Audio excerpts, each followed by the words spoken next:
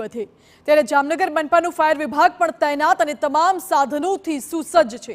અત્યાર સુધી સૌરાષ્ટ્રમાં મેઘરાજા મન મૂકીને વરસ્યા છે, ત્યારે આગામી દિવસોમાં પણ ભારે વરસાદ થાય તેવી હવામાન વિભાગે આગાહી કરી છે, જેને લઈને ફાયર વિભાગ ખડે પગે છે। જામનગર મનપાના ફાયર વિભાગના ચીફ ઓફિસર, ડેપ્યુટી ઓફિસર સહિત 60 કર્મચારીઓનો સ્ટાફ એલર્ટ મોડ પર છે અને તમામ સાધનો ઉપલબ્ધ કરી દીધા છે।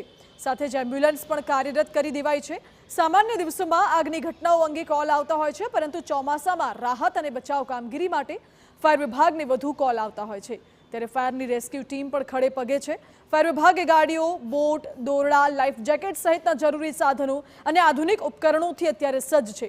તંત્રે ચોમાસામાં નદી, નાળા કે ડેમમાં નહાવા જવા પર મનાઈ ફરમાવી છે। આ સાથે તંત્રના સંપર્કમાં રહેવા અને સૂચનાઓનું પાલન કરવા માટે પણ કહેવાયું છે।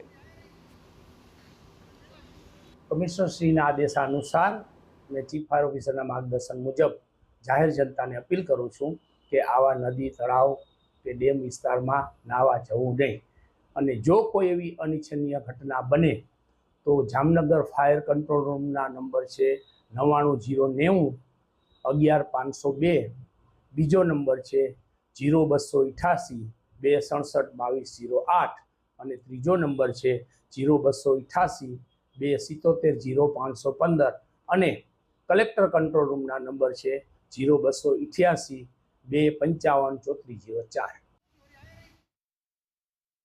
ભારે વરસાદ આવે ત્યારે નદીઓમાં પૂરની સ્થિતિ સર્જાતી હોય છે, ઘરોમાં, ગામોમાં પાણી ભરાઈ જતા હોય છે, લોકો સંપર્ક વિહોણા થઈ જાય છે।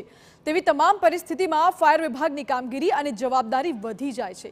ત્યારે આ વર્ષે કોઈ પણ જાનહાનિ કે દુર્ઘટના ન સર્જાય તે માટે તકેદારી રાખવામાં આવી રહી છે।